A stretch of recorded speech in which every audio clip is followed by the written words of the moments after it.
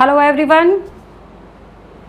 आज स्टैटिस्टिक्स में हम लोग जिस पर्टिकुलर कंटेंट को पढ़ेंगे वो है dispersion and it's measurement. I hope you have done your work very efficiently. You have solved different types of the question. You have taken the different types of the practical questions from the different types of the books and given 100% effort. And I hope all of you fit and fine at your ends. So before delaying a single minute, we start our chapter dispersion and its measurement.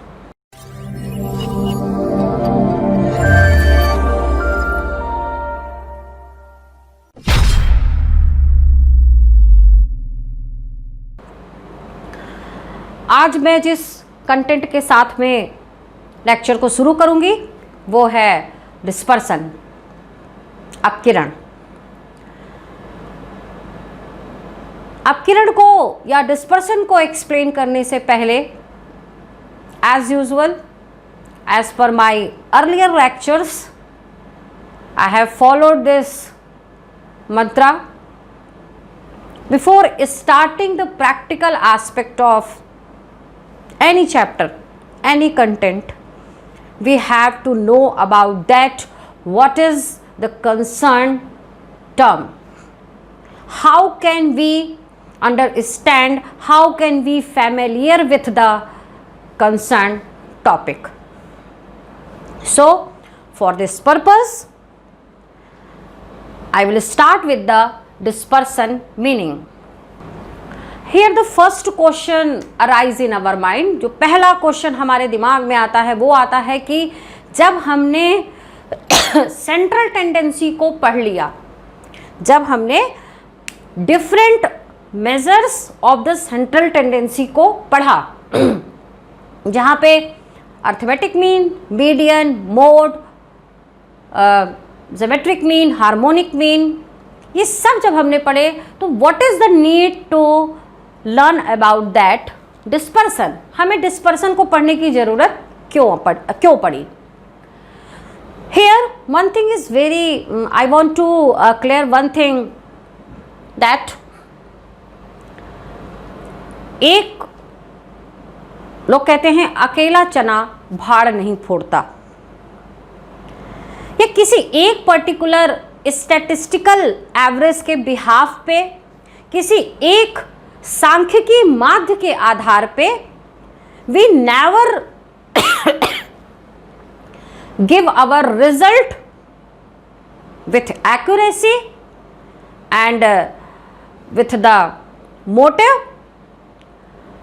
सीधी सी बात है, चाहे हम बात करें statistical averages की, सांख्यिकी माध्यों की या किसी और की, कभी भी एक समंक, एक संख्या, एक एवरेज, एक औसत 100% एक्यूरेट रिजल्ट को प्रेजेंट नहीं कर सकता है. हियर मैंने कुछ यहां पे पर्टिकुलर लाइंस को लिख के रखा हुआ है. स्टैटिस्टिकल एवरेजेस, सांख्यिकी माध्य, can not represent the characteristics of statistical series. इसका मतलब क्या हुआ?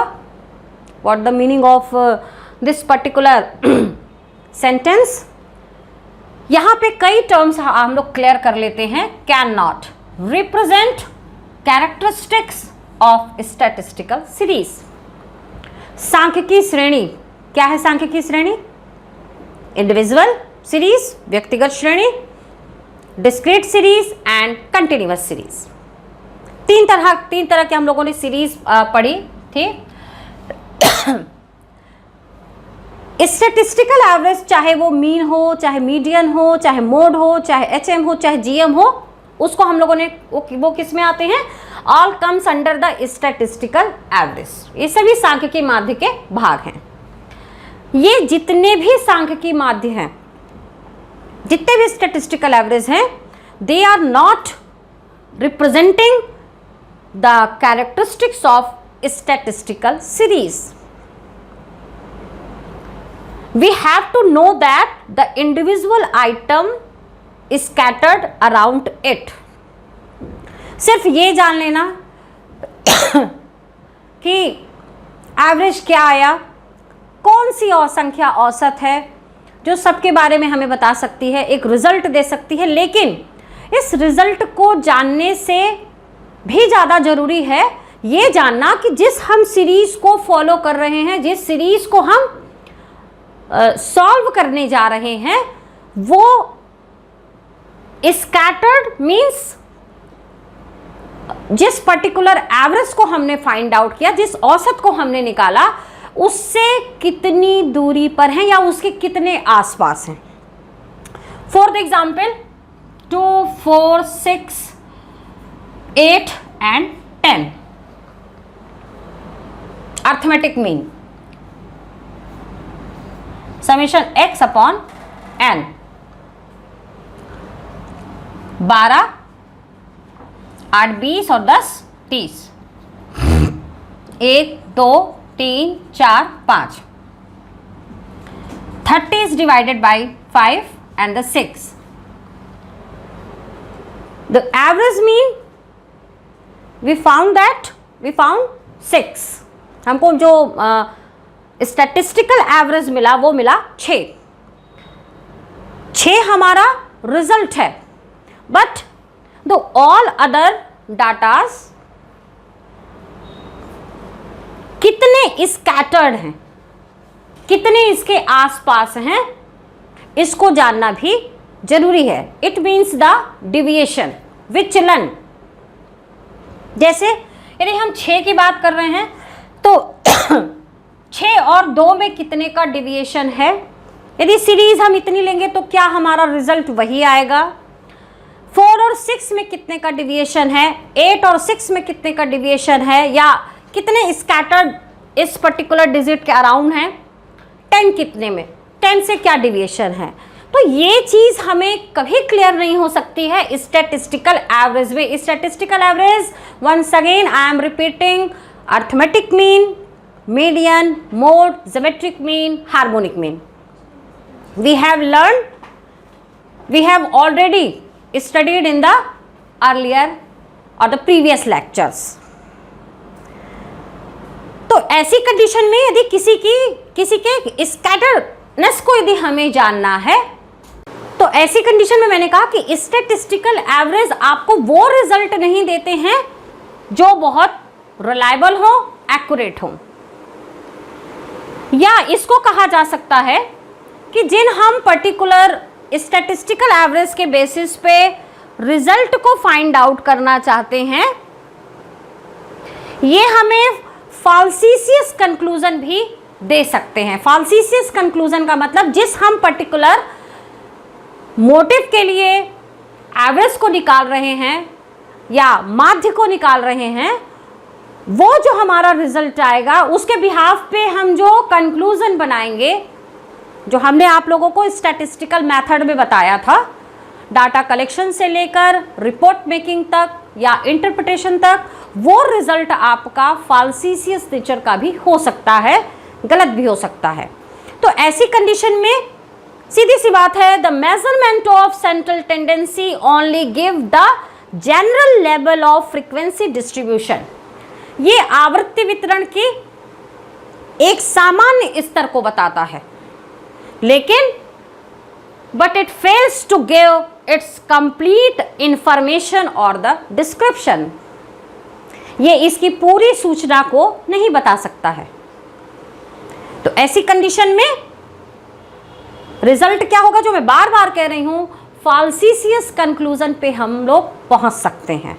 सो here the need of another measurement, the need of some other measurement, हमें कुछ और भी माप चाहिए जो हमारे इस फाल्सिशियस कंक्लूजन को कंट्रोल करते हों और हमें एक्यूरेट रिजल्ट तक पहुंचा सकते हों।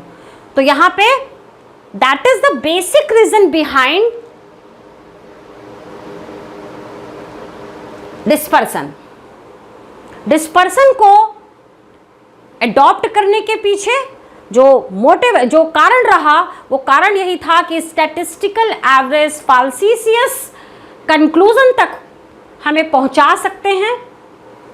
तो ऐसी कंडीशन में डिस्पर्सन एक ऐसा माध्यम है, it is a way to know about that the variation और the scatteredness of the digit from other digit। यहां लिखा है we have to know that the individual item is scattered around it, कि जो एक संख्या है वो इंडिविजुअली दूसरी संख्या के कितने आसपास है। तो डिस्पर्सन के पीछे रीजन ही यही है, फाल्सीसियस कंक्लूजन को कंट्रोल करते हुए एक रिलायबल या और एक एक्यूरेट रिजल्ट को फाइंड आउट करना। So the next part start with the what is dispersion. मैं आपको डिस्पर्सन की कुछ डेफिनेशंस बताऊंगी कि डिस्पर्सन क्या है। डिस्पर्सन को यदि हम लोग टर्म दे रहे हैं तो dispersion is the major of variation of the items. आप किरण पदों के विचलनों की माप है। It is a simple definition of the dispersion. इसको हम लोग एग्जाम्पल से भी समझें तो कुछ इसको इस तरह से समझा जा सकता है, जैसे मैं कुछ डिजिट ले रही हूं 2 4 6 8। Measure of variation of the items. Variation means, बार बार मैं कह रही हूं, विचलन। विचलन का मतलब होता है दो डिजिट के बीच में कितने का डिफरेंस है, और जिस पर्टिकुलर एवरेज को हम निकालते हैं बाकी जो डिजिट है, बाकी जो वैल्यूज हैं वो उसके कितने आसपास पे हैं। जैसे मान लीजिए हमने यहां पे इसको ले लिया, हम डेविएशन निकालते हैं ऐसे x माइनस ए, सपोज कर लिया हम, या एक्चुअल मीन से भी निकाल सकते हैं। यदि हम एज्यूम मीन से निकाल रहे हैं तो 2 4 6, मान लिया हमने 6, तो 6 से निकालने पे डेविएशन में पहले आ जाएगा -4 -2 0 +2 एंड +4। 6 को यदि हम ले लें या फिर इसको हम दूसरे यदि पर्टिकुलरली वैल्यू से सॉल्व करते हैं एक्चुअल मीन से, तो 6 12 20 और 30 समेशन x। तो यहां हम पहले समेशन x निकाल के देखते हैं, equal to mean equal to summation x upon n। Summation x 30 और 3 2 5, तो हमारा आ जाएगा 6, वही आ रहा है 6। अब यदि हम डिविएशन निकालते हैं तो -4 -2 0 +2 and -4, this is the deviation. It means यदि हमारा अर्थमेटिक मीन 6 है तो कितने कितने का डिविएशन है। जो यहाँ पे यदि हम डिविएशन की बात करें तो 4 और 6 के बीच का डिविएशन -2, 2 का और 6 का डिविएशन -4 का, 8 का 6 का डिविएशन +2 का, और 10 का 4 का। Negative deviation, positive deviation. Deviation clear है कि जो हमने एवरेज निकाला है उसमें कितने कितने स्कैटर्ड या कितना कितना डिविएशन आ रहा है। तो ये क्लियर होता है कि जो हमारे स्टैटिस्टिकल एवरेज आया, स्टैटिस्टिकल एवरेज मींस आपका, यदि हमने अर्थमेटिक मीन को फाइंड आउट किया तो स्टैटिस्टिकल एवरेज यदि हमारा 6 आ रहा है तो डिविएशन कितना हुआ ये चीज यहां से क्लियर हो गई। लेकिन इसको हमारा स्टैटिस्टिकल एवरेज नहीं बताता है, इसके लिए हम लोग इस्तेमाल करते हैं डिस्पर्सन का। आगे कंटिन्यू करते हैं। The next is the method of dispersion. किन किन मेथड्स को डिस्पर्सन को निकालने के लिए इस्तेमाल किया जाता है? तो यहां पे मैं मेथड्स जो बताने जा रही हूं उसमें रेंज, इसको बोलते हैं विस्तार,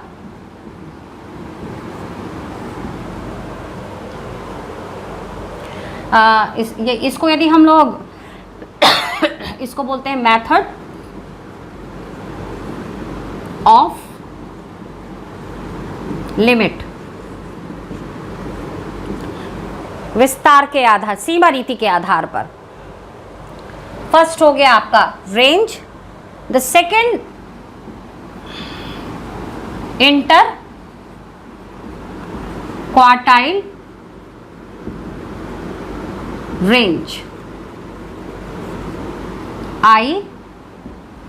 IQR, अंतर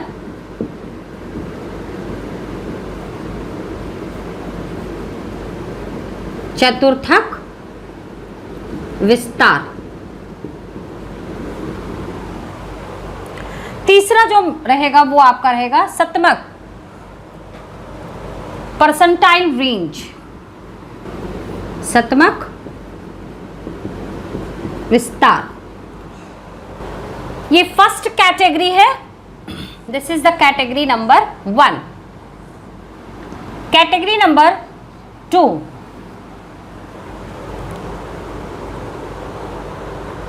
methods of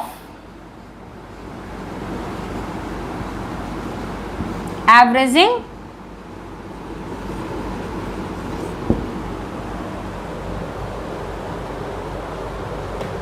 deviation।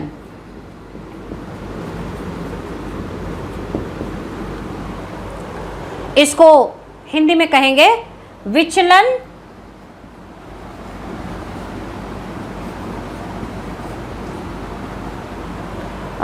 डिविएशन, विचलन, मध्यक रीति, मध्यक रीति। इसमें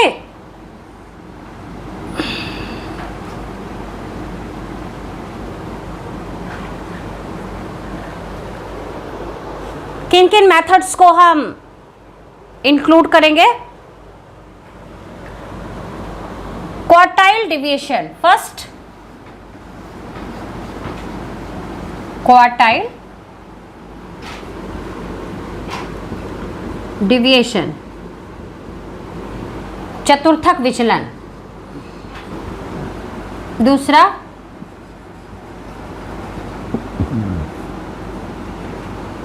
मीन डिविएशन, माध्य विचलन।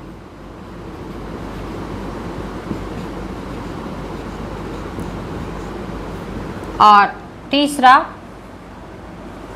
Standard deviation.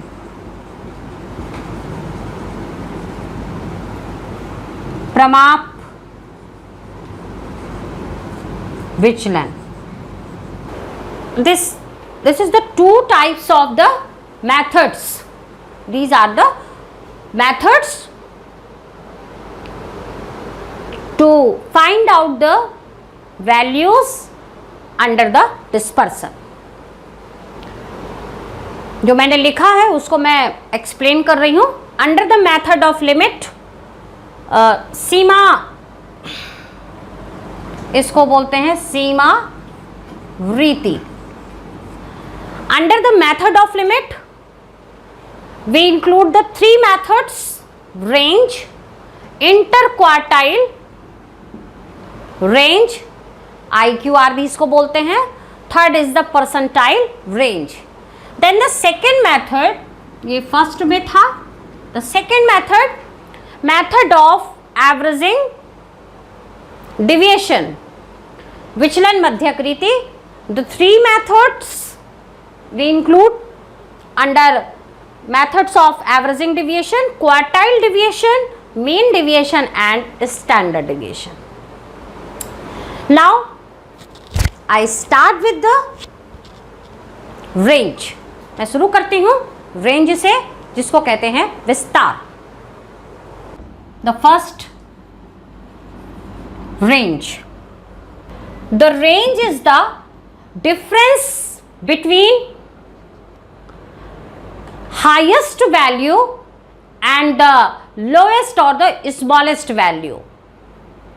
यदि हम विस्तार की बात कह रहे हैं, विस्तार को यदि हम लोग शब्द दें, range small digit largest digit, मतलब सबसे बड़ी संख्या और सबसे छोटी संख्या के बीच का अंतर है. Range between highest and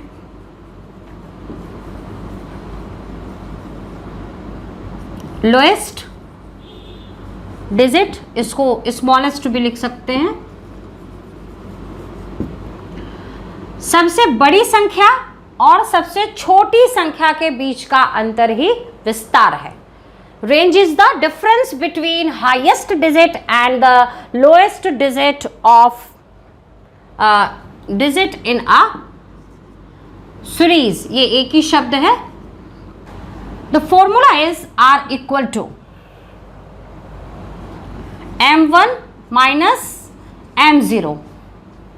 m1 maximum value, अधिकतम मूल्य जिसको आप कहेंगे, और m0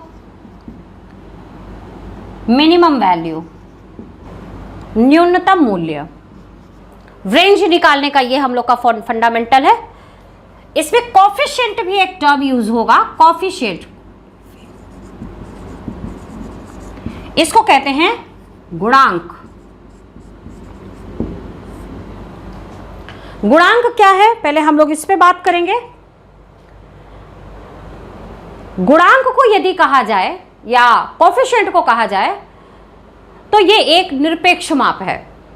एब्सोल्यूट मेजरमेंट या absolute value for comprising the series or to compare the series, the relative measure of dispersion is defined as coefficient. जब सीरीज में हमें तुलना करना हो या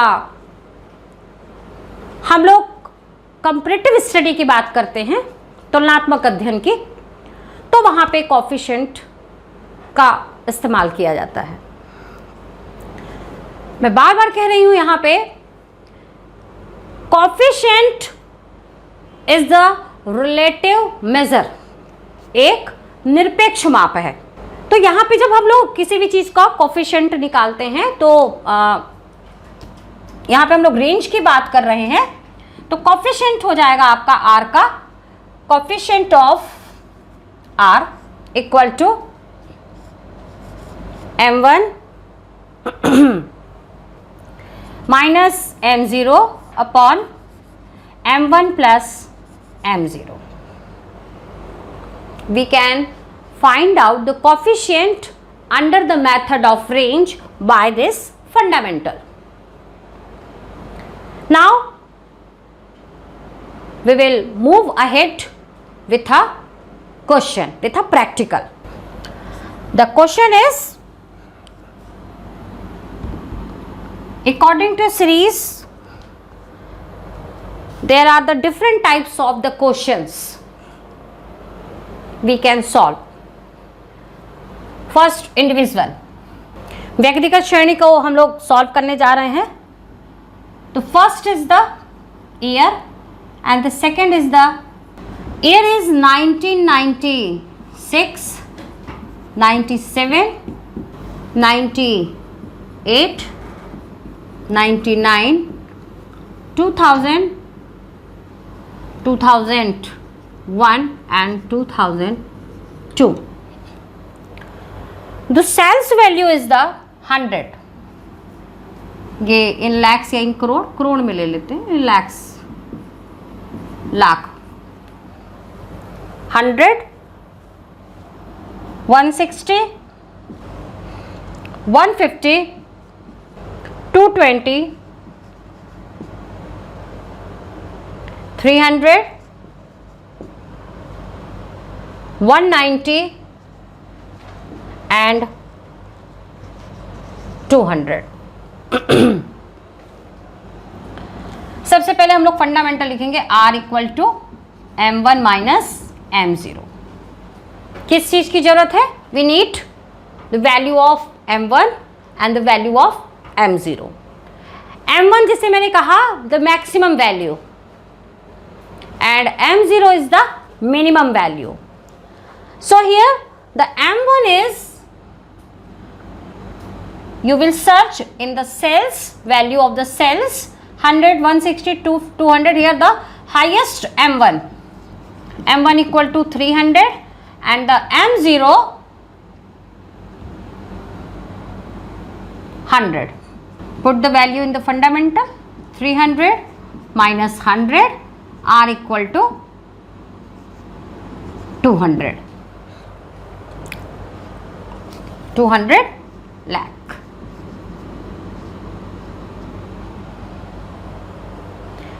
Then the next part is the coefficient,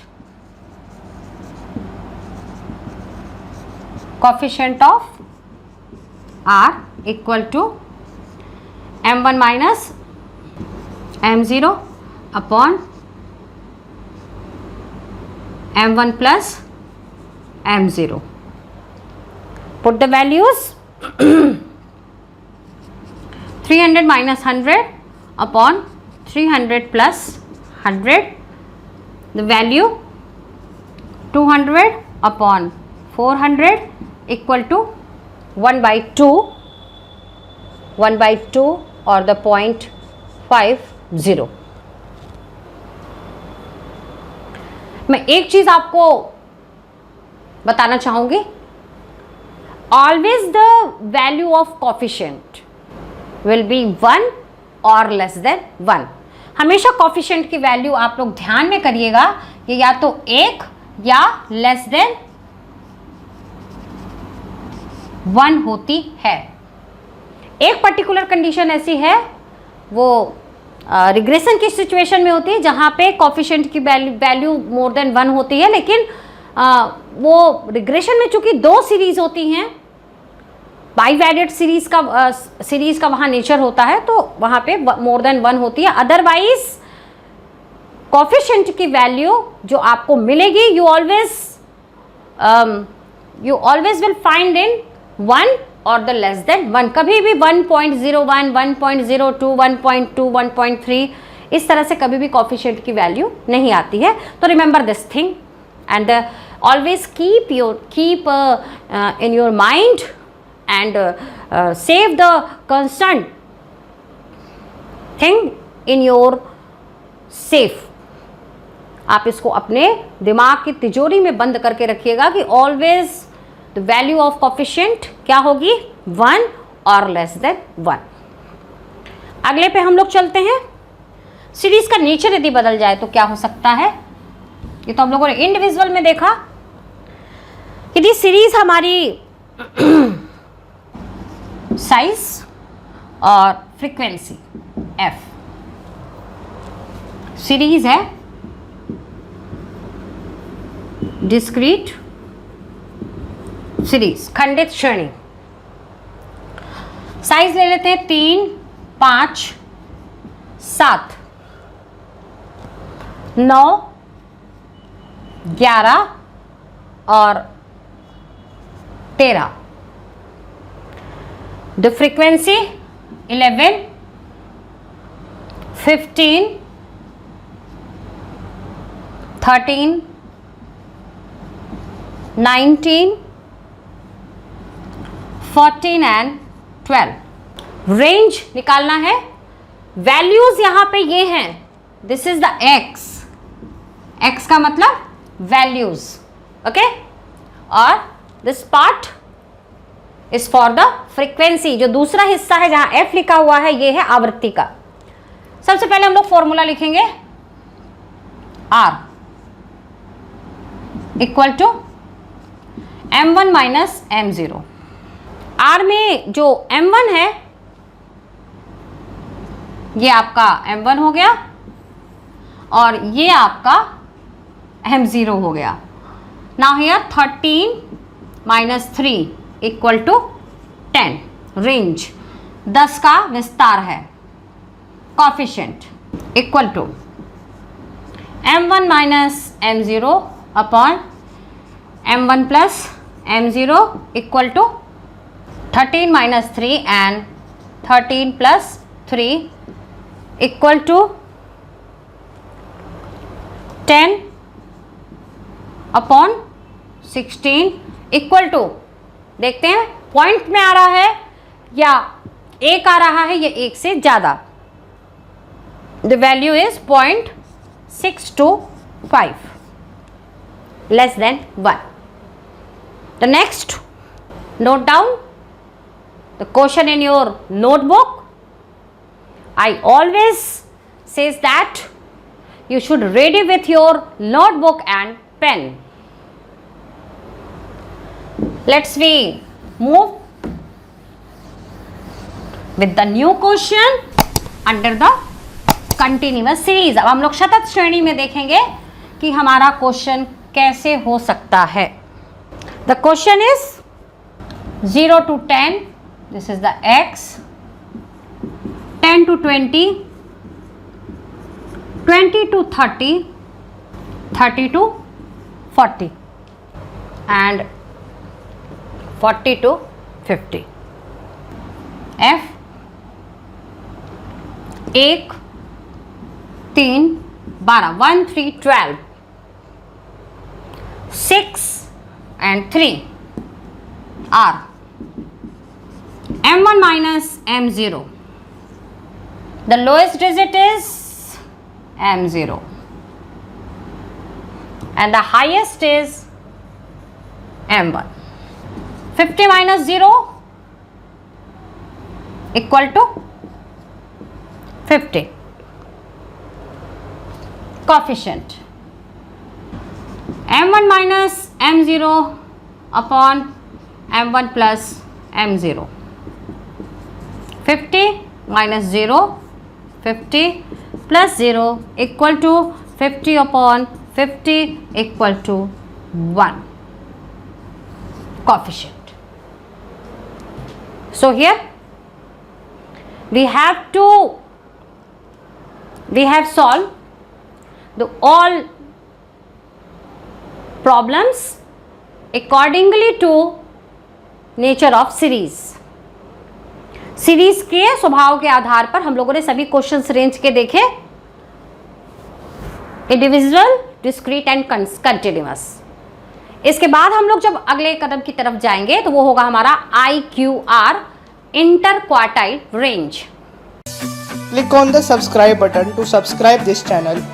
Press the bell icon to get notifications. Like and share this video. Thank you.